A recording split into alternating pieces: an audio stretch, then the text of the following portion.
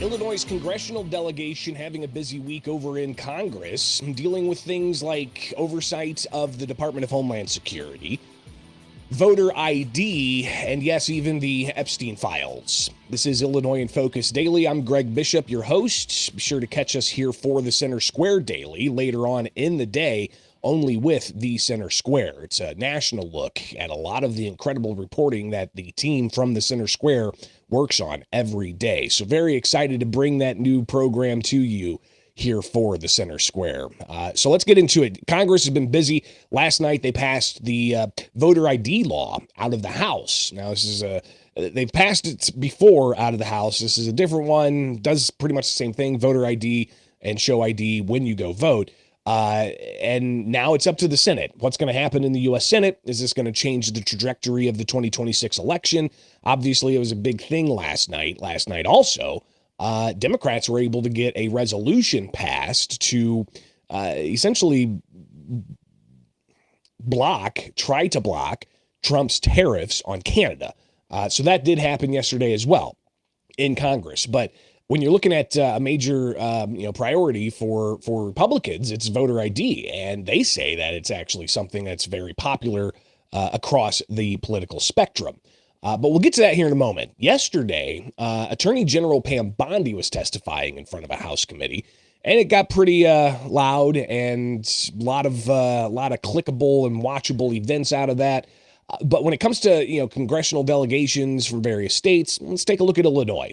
Chuy Garcia, he addressed Pam Bondi, didn't really ask her any questions. He just had a 5-minute, speech of sorts to lay out his concerns about, the Epstein files and, Republicans, he says, are covering it up. And then he goes on to talk about the brutality of domestic immigration enforcement and so on.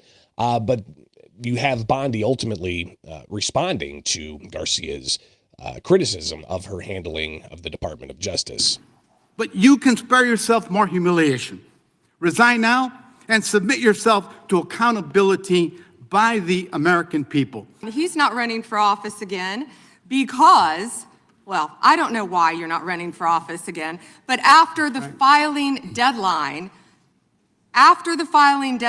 you publicly announced you would not run when your chief of staff, Patty Garcia, announced and took your seat. That's a state matter. That isn't a federal matter. You should investigate crimes. You should investigate violations of the law.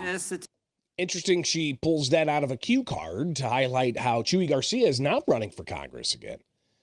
Instead, his chief of staff is looking to take his seat. And the way he came about saying he wasn't going to run again was after the filing deadline. After he filed, he announced he was stepping down. And the mechanisms in Illinois, and this has been criticized, highlighting some impropriety there, some alleged impropriety as to how that played out. But Garcia saying that that's a state issue and it's not a federal one, but he didn't really push back on the legitimacy of Bondi's claims there that have been vetted here in Illinois as well. And it's a big question. And I think that's one of the biggest problems with Illinois' primary system is indicated in the questions surrounding how Chuy Garcia is handing over his seat to his chief of staff to be on the ballot.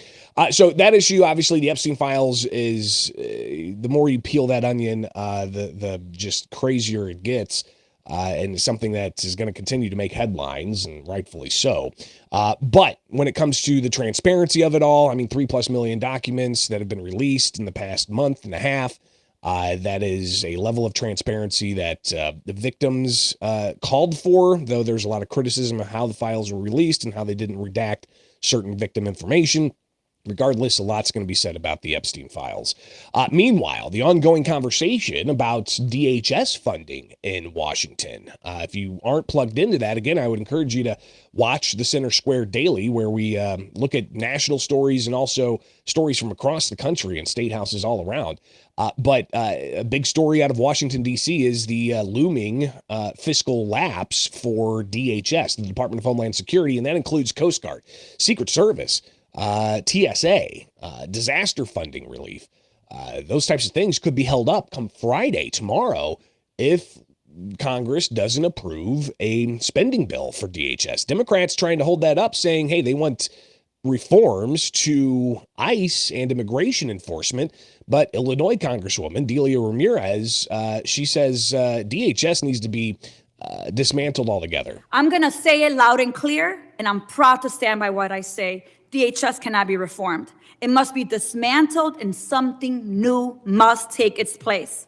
Because if we let DHS persist, it will continue to be a weapon that can be pointed at anyone the government considers the public enemy. And let me tell you, fascism always requires a public enemy. But the power of the people is stronger than the weapons they would wield against us. So she's for dismantling DHS, and she's bombastic in her approach, talking about fascism and the harm she says is being done to immigrant communities. Republicans firing back, saying that the illegal aliens in the country who are violent, I hear my colleague have brought chaos to the streets. And Republicans saying that there wouldn't be a large force of ICE officials on the streets if it wasn't for the blocking of cooperation in sanctuary states and jurisdictions like Illinois, like Chicago, like Minnesota and Minneapolis. So that debate's going to continue, and it looks like we're going to careen towards a partial government shutdown of DHS when it comes to disaster relief, when it comes to the TSA, when it comes to the Secret Service. Now, essential employees will still have to work, but they'll probably have to work without getting paid. When you have Democrats like Delia Ramirez saying that they want to dismantle DHS, and that's their goal, you can see where this is heading. Next up, you've got Ramirez yesterday talking about the voter ID law that ultimately passed last night in the U.S. House. And here she is saying that voter ID is racist. I hear my colleagues on the other side of the aisle. What I hear is the same racist, misogynistic trash, different decade. Republicans are invoking historical policies intended, let's be clear, to disenfranchise Americans, especially working people, women, students, indigenous people, and anyone who can't afford the burdens of a new bill. The Save America Act is yet another Republican attempt to intimidate and suppress the votes of anyone who threatens their extremist white supremacist agenda. Is it a white supremacist agenda? Some saying that that's just over the top ridiculous. When you look at some recent polling by organizations like ABC, voter ID is very popular across the political spectrum, across racial demographics. State of Illinois U.S. Representative Mary Miller making that point earlier in the week when they were talking about this in a U.S. House committee. Election integrity should be a nonpartisan issue, but sadly, House Democrats have made it clear they have no interest in restoring confidence and ensuring security in our elections. As ABC noted this past weekend, 83% of adults support requiring a photo ID to vote, as do 73% of Democrat voters.